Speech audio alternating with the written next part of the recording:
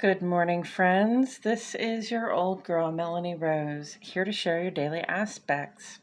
Today is January 12, 2022, and the sun is in Capricorn today. Capricorn is ruled by Saturn, and both Capricorn and Saturn really love, dig on, thrive on whatever is tried and true, tradition, and just efforts that we know will work.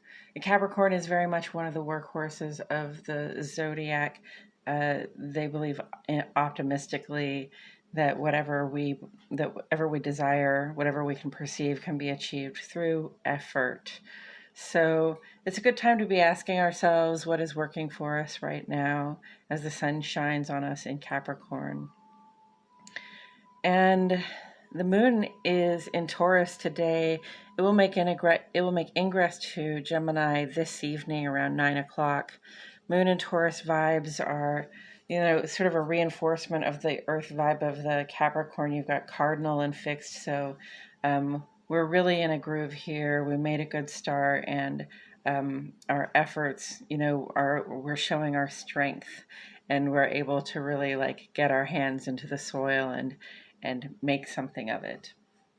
The waxing gibbous phase of this moon invites us, calls upon us to continue to focus our mind and our heart and our energies and our efforts toward the culmination of some goal that possibly we've set with the new moon or at some point before that, but that possibly we can see some sort of an outcome this coming Monday with the new moon in Cancer, so that we have something to appreciate and celebrate.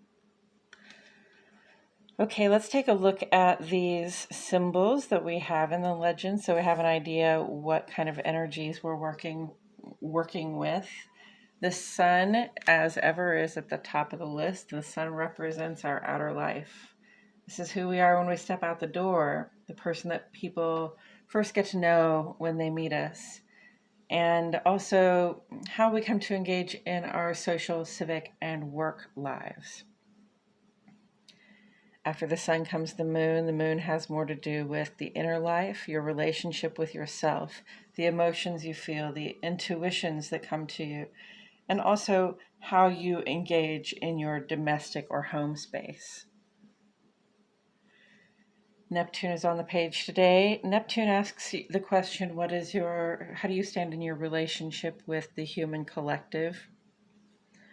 Pluto is the planet for bringing about deep and total transformations, which it does ever so slowly by bringing us the high highs and the low lows of experience.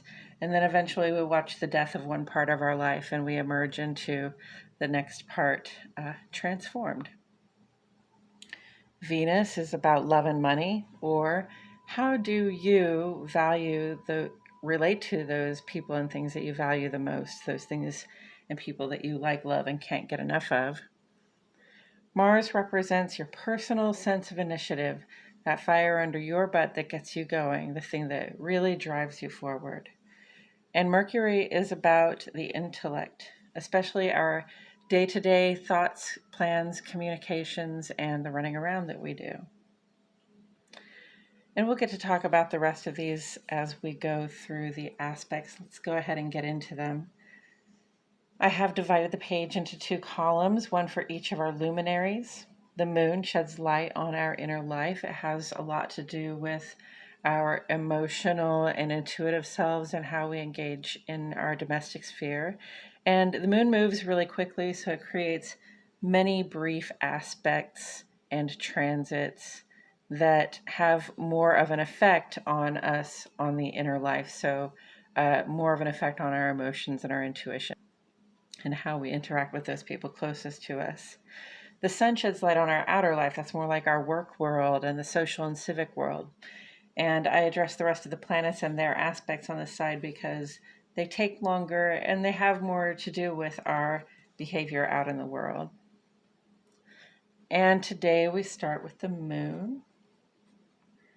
Central Standard Time, friends, at 2:38 the moon makes a sextile with Neptune. Now, when the moon is in any kind of aspect with Neptune, it heightens our psychic perception. It heightens our ability to hear what or notice what people around us are thinking and feeling. We're just so much more in touch with the human collective at that time that we're likely to share in some of the collective thoughts and feelings. And with the sextile, that's a really positive generative energy. So it's possible that something good could come out of a realization that you collect from sort of outside yourself, from the people around you. 2-hour aspect, let's say, increased sensitivity. So that's emotion and intuition. And good outcomes are available. So perhaps in collaborating with somebody in the outer world, or just in collaborating with the people around us, and being in a certain spirit or feeling with them, we might be able to generate something positive from that. And if not, it's generally a very positive feeling anyway, so it's okay to just take that with you into the rest of the day, as far as I'm concerned. And then at 1:39 p.m., a void of course moon makes a trine with Pluto. So this is another very positive aspect. When the moon is in aspect with Pluto, we have what I like to call deep recall, but it's not necessarily just about remembering. It can also be about a deep understanding can dawn on you, a fresh understanding that will change your perspective, or just some sort of a deep knowing that you hadn't noticed before. That's a 2-hour aspect. In a trine position, that's just very harmonic.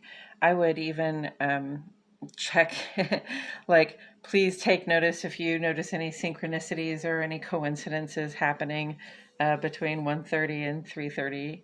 I'd like to hear about those. Let's say deep recall.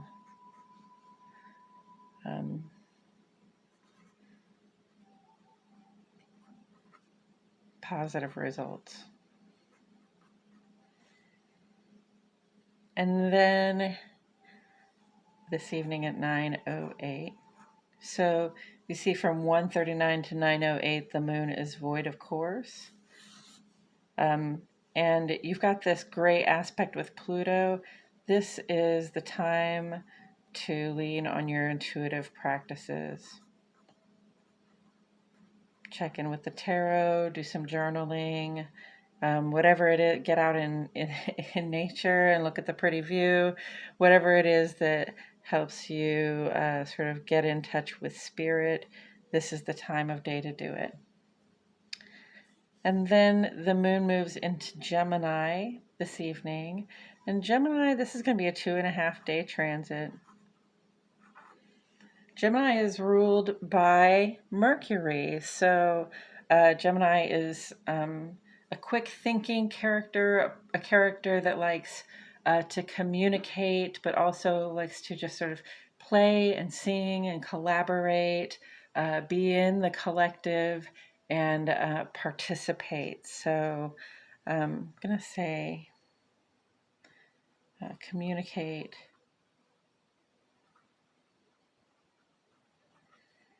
and play and collaborate here. It'll be a very generative time, just through collaboration. Okay, as for the sun side of the page, in the ongoing column, we have Venus retrograde still with us through the 29th.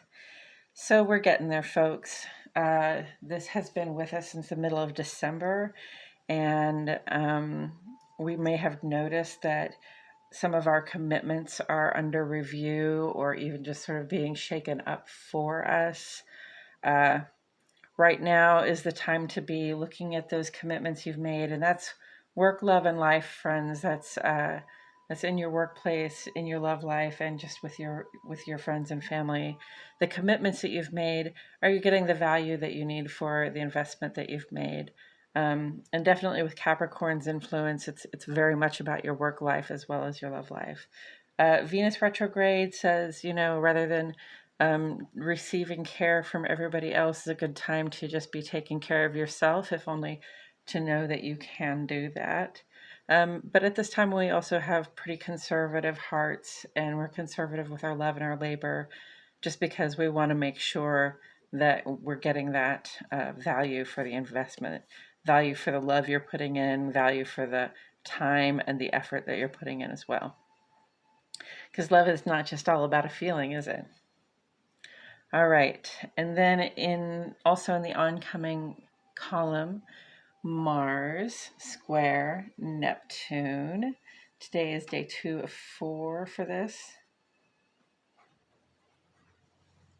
So this is, your personal sense of initiative in a challenging position with your relationship to the human collective, whether that's the neighborhood, the community you live in, on a national level, or just how you feel about the whole world of people. I'm sure it's changeable a lot. It is for me. So, and I'm not above average. So I'm sure that a lot of people have a changing attitude toward the world at large. Under this aspect, we tend to become like we're sort of mirrored back our behaviors that would be considered bad. Okay, so our foibles, the ways in which we behave that maybe we're not 100% aware of when we're doing it, but sort of challenges our relationships with other people, our ability for other people to relate with us. So you may have become aware. I know that this has been an ongoing theme during Venus retrograde, just becoming aware of how your own behavior can sometimes sort of mess things up for you, especially when it comes to relating with other people.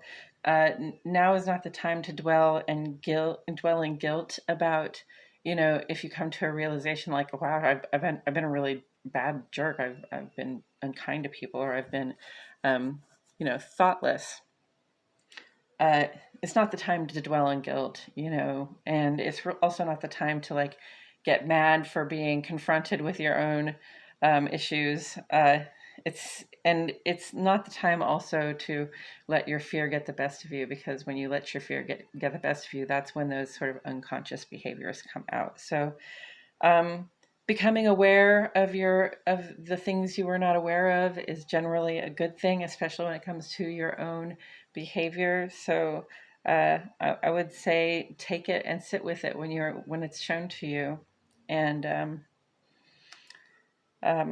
yeah, try not to beat yourself up too much, because really, what Mars tells us is, whatever it is that we know, we've got to take initiative on. So once you know that your behavior is unkind or not working in some way, then all you can really do is move forward from there and say, okay, well, I'm not going to behave that way again, right? Or if it's a behavior that you know about and you haven't been able to escape, then it's time to look at what you can do to do the work to make sure that doesn't happen anymore. And as for today on the sun side of the page at 5:19 in the morning, the sun makes a trine with the moon. Now, when the sun is in aspect with the moon, it generally points to a specific moon phase, and this is sort of the center point between the half moon and the full moon right here. So that's really what that's telling us. But symbolically, the sun trine the moon says that our outer life, work, love, and life, and our inner life, our domestic sphere, our home space, and our emotional space are in a very harmonic accord here. So we know what we want, we know how to have it, and we'll probably have a very good time at getting at whatever it is that we desire.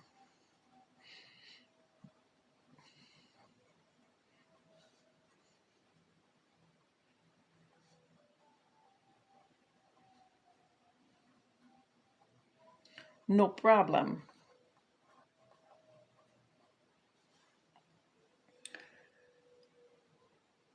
Okay, now coming up this Friday, I know I didn't put this up here, but the moon is going to reach its apogee, which is its farthest point from the Earth in its elliptical orbit around the Earth. And apogee is sort of distance, so perhaps our hearts are going to be a little distant at that time.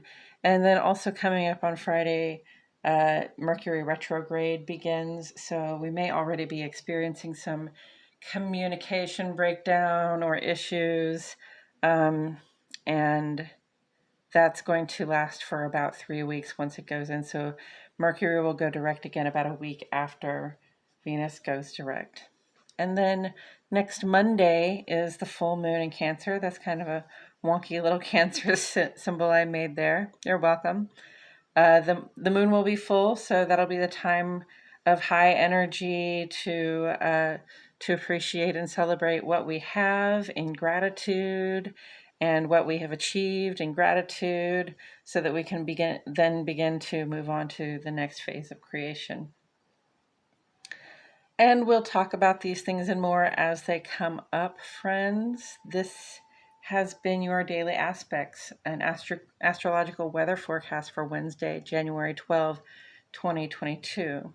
If you have any thoughts, ideas, questions, comments for me, please do leave them below the video and I will come and get them and respond to them.